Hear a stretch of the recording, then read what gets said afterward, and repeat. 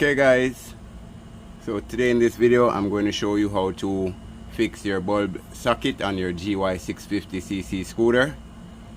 If you notice guys, whenever you install your bulb, you have some play like this, or whenever you're riding your scooter and the light keeps going in and out on you guys,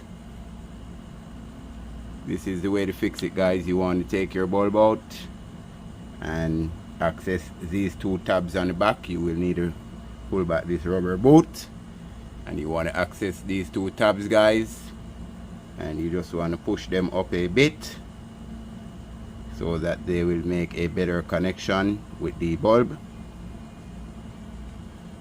and then you can go ahead and reinstall the bulb guys, get it seated properly.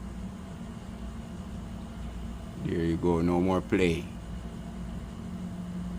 So that's how you do it guys. If you want to know how to remove the socket assembly, please watch my other video where I show you how to change the headlight bulb.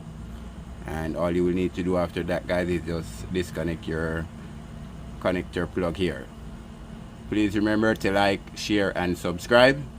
I hope this video helps you guys. God bless. Thank you.